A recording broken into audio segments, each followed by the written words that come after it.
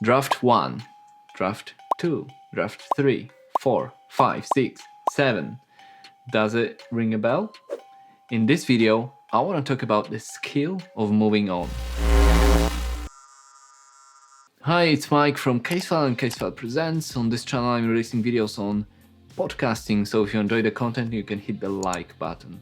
Most people in creative industries ask themselves this question: is the version that I'm working on good to release? Or should I work on it a little bit longer? Now, podcasting is no different. Even with the simplest shows, there's always something to adjust. A little edit there, a little cut there, a little noise that you can remove. And while you do that, it feels like working. It feels like we're doing something productive.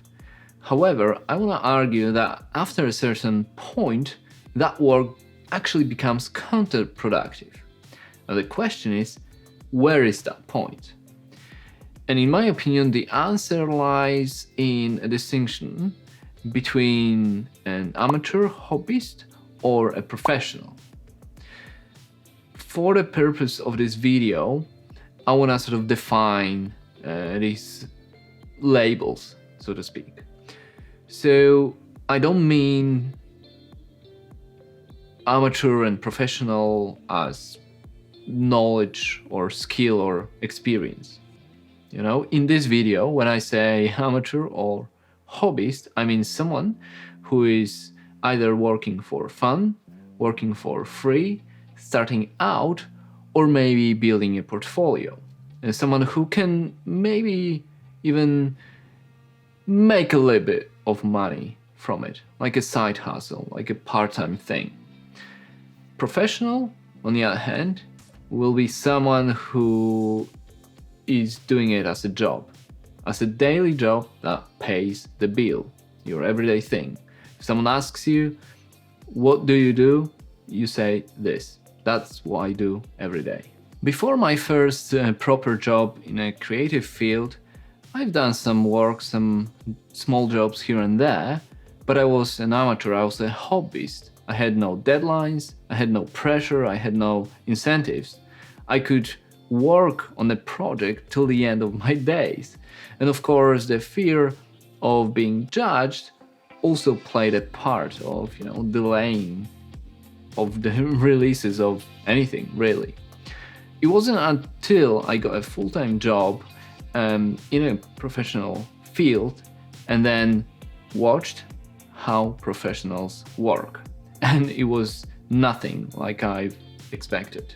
You watch documentaries about creative people or follow, social media or watch movies, and they sort of make us to believe that these people sit in front of the piano or they're in a studio or whatever, and then the magic happens. The inspiration is there, final project somehow is created, and the golden glory is what follows.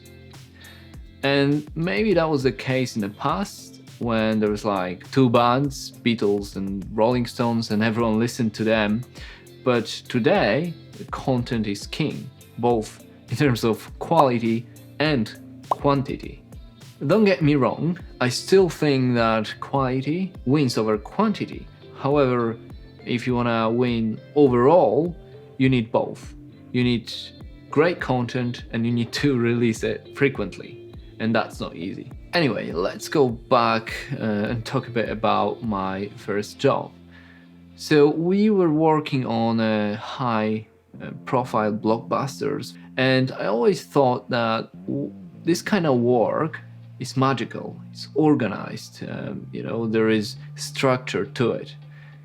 When I think about it now, yes, there was certain magic to it, but all the rest, well, that was nothing like I thought it would be.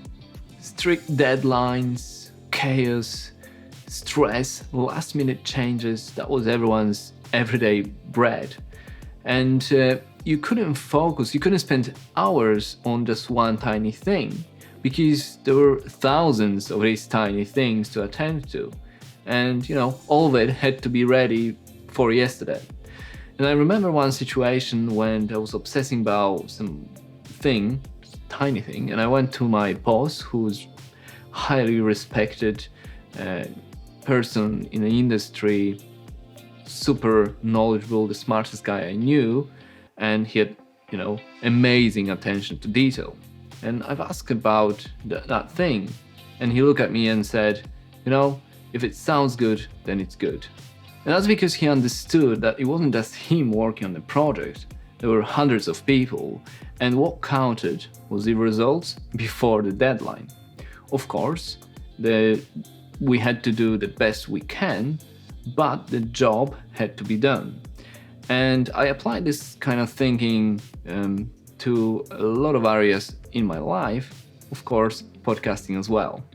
When you produce podcasts as your daily job, it's not just you that matters, it's not just your standards.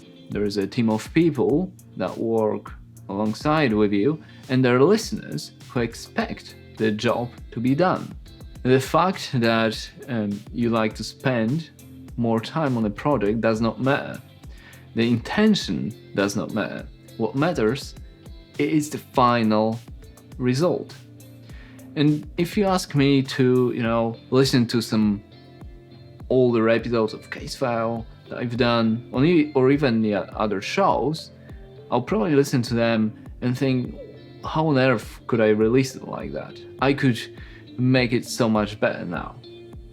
And that's the thing. Now, with today's knowledge, skills, and maybe some better tools. But at that time, when I was working on these episodes, on these shows, I've done the best job I could, and I moved on. And that is the point that I want to sort of make in this video. We have to do the job, the best job that we can at the time, and then know when to move on. So for example, let's say we're ahead of a schedule and I finished an episode that will be released in 3 or 4 weeks. Now, do I spend this extra 4 weeks and go back to that mix, adjust it, do the one last QC pass, maybe try to edit it a little bit more? Well, no, because I understand that at that time, according to my schedule, I'm finished. I've done the best job that I could. And I have to move onto the other thing, onto the next thing, because otherwise I would never finish. Or another situation, there was a show that I was working on. I was doing post-production and music, and the deadline was quite tight. So I was stressed, I had to work overtime pretty much daily for a few weeks. But finally, the last draft was ticked off, the show was ready to go.